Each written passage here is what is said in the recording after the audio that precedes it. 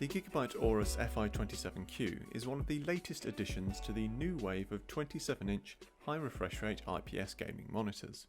Just as with the LG 27GL850 and ViewSonic XG270Q-G, its appeal centres around three main features. Firstly, it uses an IPS type of LCD panel, which makes for good viewing angles, accurate colours, and just generally an image that's much nicer on the eye than typical TN gaming screens.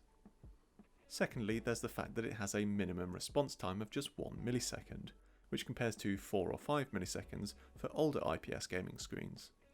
Combined with a high 144Hz refresh rate that's overclockable to 165Hz, this makes for a snappy, responsive feel when gaming. Thirdly, there's the inclusion of adaptive sync support that works with both FreeSync and G-Sync, so you no longer have to pay a premium for a monitor with a proper G-Sync module, and don't lose adaptive sync if you swap graphics card brands. So, those are the general plus points of this screen, but how does it compare to the competition? Well, when it comes to design, the FI27Q is one of the most premium screens in its class. A very sturdy metal stand with an integrated carry handle is joined by 3 RGB lighting zones on the back. The lighting zones can be controlled either via the on-screen display or Gigabyte's RGB Fusion app. Now, RGB is a somewhat divisive feature, and unlike the downlighting that you get on some screens, which can serve a slight practical purpose by illuminating your desk, there's no practicality to the lighting here. But hey, if you like RGB, this screen certainly has it. Elsewhere you get the slim, low-profile bezels you'd expect of a modern premium display, and the design is otherwise simple and smart with no off-putting extras aside from the RGB. What's more, unlike the LG 27GL850, the screen can turn left and right as well as move up and down and pivot, and thanks to the sturdiness of the stand, these movements can be done easily with just one hand without having to hold onto the base. The stand can also be removed to reveal a VESA mount for use with a monitor arm. Video connections consist of one DisplayPort 1.2 and 2 HDMI 2.0, and you get a USB hub with 2 USB 3 ports. There are also ports for headphone and microphone, but no built-in speakers. The power supply is inbuilt though, so there's no annoying power brick. It's a shame Gigabyte didn't include a headphone stand like on the ViewSonic XG270Q-G, as that would have meant this display ticked just about every box when it comes to features. On the underside of the screen is the single mini joystick control for navigating the on-screen display. Its movement is firm but precise, making it quick and easy to navigate the menus. A tap in goes to the main menu, while left, right, forward and back bring up quick menus for volume, display input, picture mode and black equalizer, respectively. The latter is a common setting on gaming screens for boosting the brightness of dark parts of the image, making it easier to see enemies hiding in the shadows. In the main menu, you get all the settings you should need, including a 1-to-1 screen mode option, which is useful for running games at strange resolutions without everything getting stretched to the full width of the screen. There are also picture-in-picture and picture-by-picture options, which aren't common on gaming screens. You also get the obligatory crosshair overlay, though there's only one style and colour of crosshair available.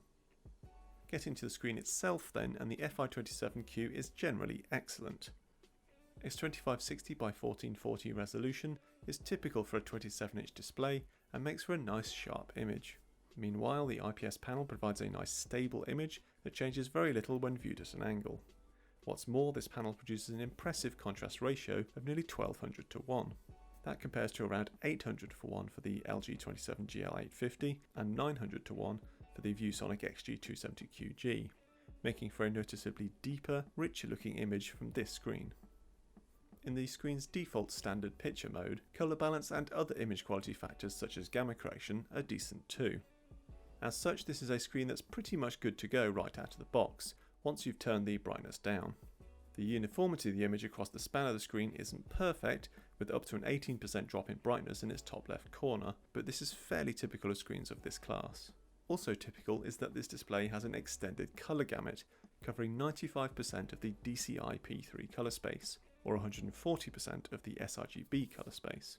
And what does that mean? Well, colours are brighter, more vivid, and thanks to a 10-bit colour depth, they can be very accurate too. This is particularly good for if you feed an HDR signal into the screen.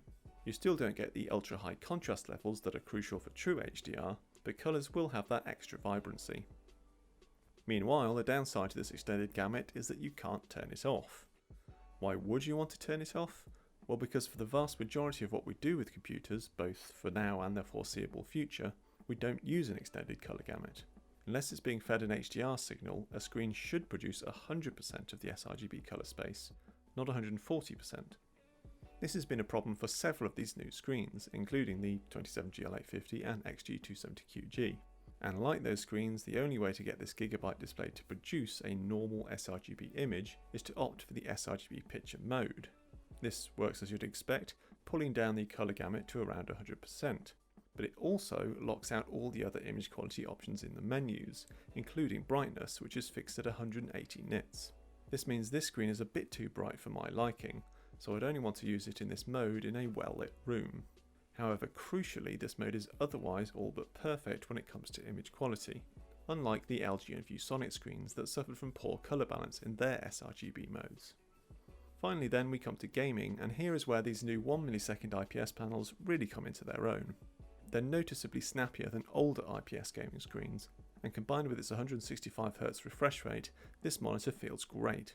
Set next to a 240Hz TN screen, there's still a big gap in responsiveness, but the FI27Q is still good enough for competitive first-person shooters. All told then, the Gigabyte Aorus FI27Q is an excellent all-rounder of a screen. It just about perfectly balances features, image quality and gaming performance, and with it costing only £500 here in the UK, it's competitively priced too. If only it had adjustable brightness in sRGB mode, it would be near perfect.